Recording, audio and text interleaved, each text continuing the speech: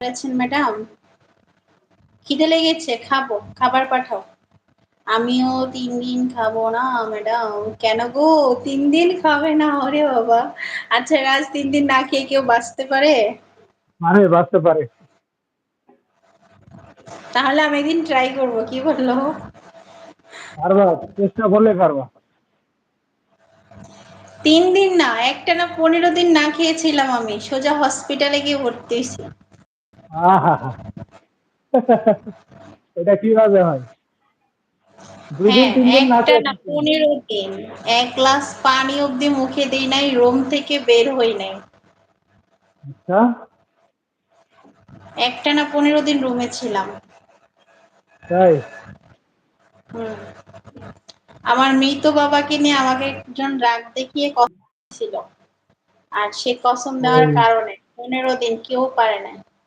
পরে হসপিটালে ভর্তি হওয়ার পরে সেখানে তো স্যালাইনের মাধ্যমে খাবার খাইয়েছে। তখন খেতে হইছে। ও, ওভাবে স্লাইন চললে তো একটা মানুষ বাইচা থাকবে, কারণ স্লাইনের মধ্যেই তো খাবার চলে যায়। ঠিক আছে, হ্যাঁ। স্লাইনের মাধ্যমেও খাবার যায় শরীরে। হুম। ওটা কোনো ব্যাপার না।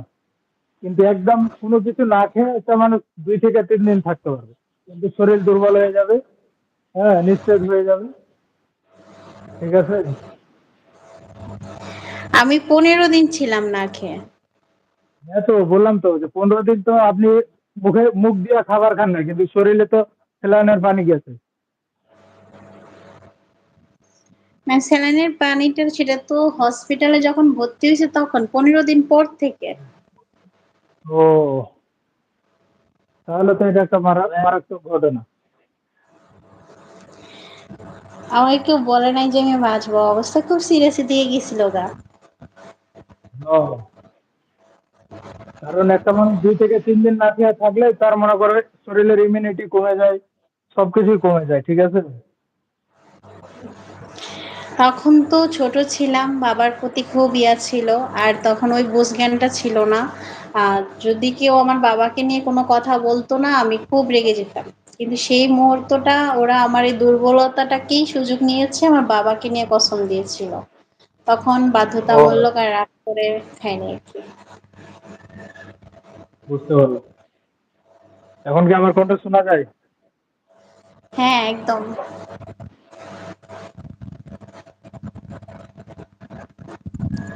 রাজ এসেছে, গান শোনাবে, তানিশা গেলে হবে না।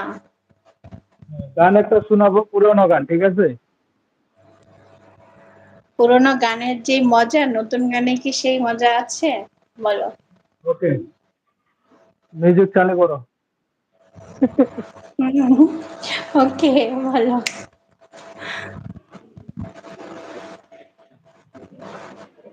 1 2 3। স্টার্ট। হাসবে না কিন্তু, ঠিক আছে? হাসলে কিন্তু আবার সমস্যা হবে। না, হাসবো না, বলো। ওকে। সবাই প্লিজ মনোযোগ সহকারে গান শোনো। আমাদের প্রিয় রাজ একটা খুব সুন্দর গান গাইবে, অনেক পুরনো।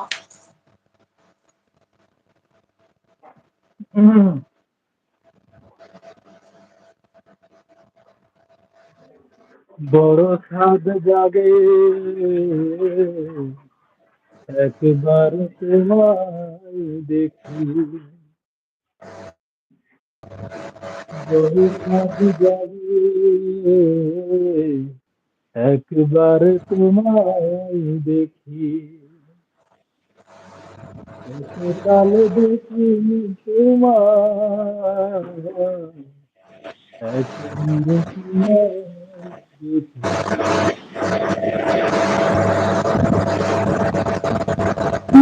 বলো। শব্দ হচ্ছে যে কার ওখানে, আমার এখানে, তোমার ওখানে।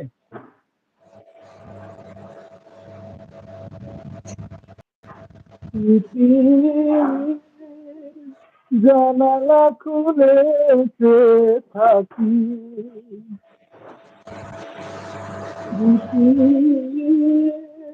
জানালা খুলে থাকি, তো